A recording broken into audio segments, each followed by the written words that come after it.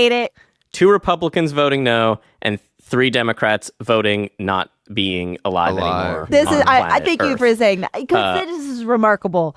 This is by 1 fucking vote. We lost 3 in the past few months. Lost 2 in a week. Like this is, and we'll talk about how relevant and important this is. And I brought this up to you guys yesterday. I also think it's just terrible luck that we keep having. You know, there are many old members of the Republican Party in the House, and it just so happened keeps them young. The evil keeps their heart preserved. Appears that evil is just like makes your heart pump clean and it does wonders for your liver.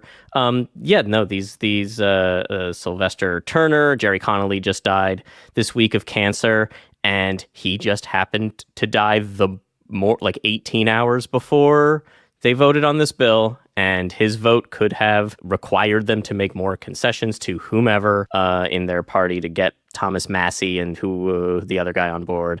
The second you're diagnosed, why aren't you stepping down and then having an interim person in place? That's not the point of that. We're going to talk about the One Big Beautiful Bill Act, but I just keep thinking that like the level of. I mean, you know, you're in the position and stuff, and that's where you've been building to your entire life, and it's hard to let go of the power, hard to let go of all the things about it. Like, I'm not saying like good, but like they're the like general I understand. reasons. I understand that. I of course understand that, but this is a very important job. Lives are at stake. Everything's at stake, and I'm sorry. If you are sick, you should stop. Give the hand the reins over. This was a conversation months and months ago too. Like obviously, like AOC should have been in that position, the committee position. All these sort of things are emblematic of it. And Jonathan, to your point, you're right. Like the Democrats don't have like a monopoly on old as fuck people being in their party. Obviously, if it weren't for Biden, Trump would be an extremely old president. We wouldn't be like, oh, he's younger than Biden. It's just, it is unfortunate timing. And it's also frustrating because I see a lot of like, wow, even like every single chance you get, you blame the Democrats for this and this and this. And it's like, we're not blaming them for like letting the bill pass, but these are issues that have been brought up time and time again as being problems that will become bigger problems. And as they become bigger problems and we're proven right, it's important to point that out and point out like what led us there. And I also just find it not gross, but just like unhelpful to frame it like any chance you get, you blame Democrats. Well, yeah, they're the defense. You can criticize your defense so they get better. It's their job right now. And if they're not doing a good job, then you can point out those reasons. Mid-season trade. Well, yeah. I mean, to continue this analogy, you might point out things that the other team did well. Like, it was just their day, they beat us and stuff. But like, that's all coaches do. Not that we're coaching the Democrats. Right. Maybe we should. But like.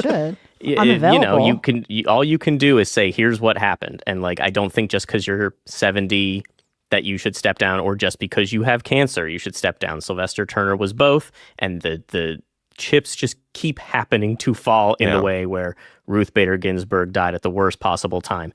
These 3, I think it's like 6 Democratic House members have died in the last 13 months and 3 since Trump got inaugurated. 3 since Trump, yeah. It's just brutal, and they're taking advantage. You're right. Just because you're a 70, just because you get diagnosed with something doesn't inherently mean like, oh, you're not fit. But counterpoint also, depending on the severity of the diagnosis or whatever you're dealing with, I think you deserve time to focus on your health.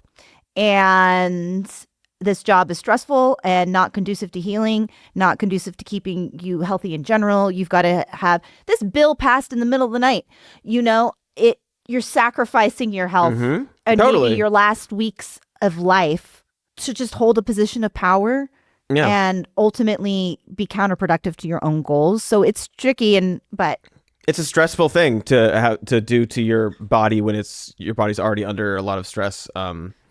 So but you can't. Let's talk about what's in. Let's talk about this. We're not here to talk about the one big pile of dog shit. I don't mind talking about it because I think it's a very important issue. But more important, here's what we're is the facing. actual effect of it. Exactly, we right. talked last week about a lot of the bad things that are in here that are still in here. So go back and listen to those things, right? It's going to take Medicaid away from millions of people. It's going to save a bunch of money by cutting programs and giving that money mostly to rich people.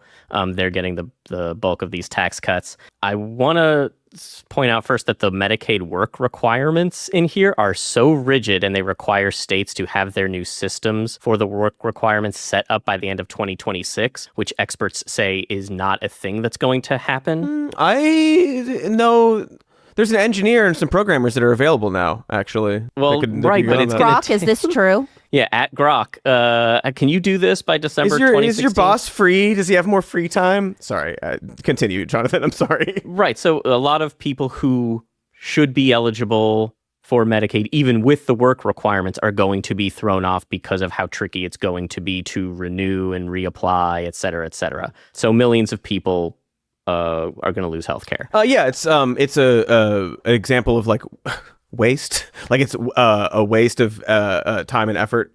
Any work requirement like this is just like that is unnecessary. It creates more roadblocks. It creates more steps, and it creates more like paperwork and all these things that I thought that they didn't like having to deal with. I thought we were trying to reduce the bureaucracy.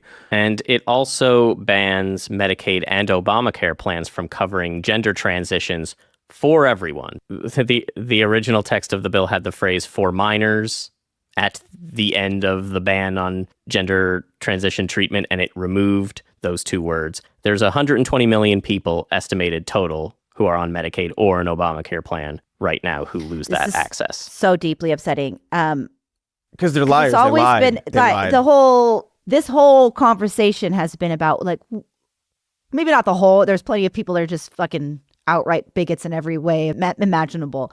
But the line that has been sold, which is already bad enough, is I just have concerns about minors. Can't they wait till they're 18, etc. We all know the reasons why that. I support it after 18. Like, it's fine. Do what you want. We're a free country, and so on and so forth. And that is just right out the window. It's always been clear that that's the lie. I know. Not to say you didn't know that, but I know. just to point know. that out. Like, it's always been clear. It was always a lie. Listen to any of the freaks at the Daily Wire. They've made it clear the actual position of the entire movement. Matt Walsh in many ways is the most honest one, because he will come out and say, actually, I don't think anybody. He'll say that on Joe Rogan, right? I don't think anybody should do it. He says on Joe Rogan, Knowles says it about the eradication of the entire ideology or whatever, however he likes to phrase it. It's just always sort of been an obvious thing. Even like Matt Walsh, after the election was like, yeah, by the way, obviously we're going to do Project 2025. Obviously that was a lie. Ha, ha, ha, ha. Surely it at least this bill doesn't add to our national debt. Well, we can't do that. We're trying to doge everything. Get rid of the waste and the fraud and the spending. Too much spending. They were so concerned with our debt, right? But so surely this reduces our debt. Yeah, Elon's $2 trillion savings didn't come to fruition, but this bill will add $2.4 trillion to the national debt over the next 10 years. And look, we don't typically complain about the debt on the show. The money is fake, et cetera, et cetera.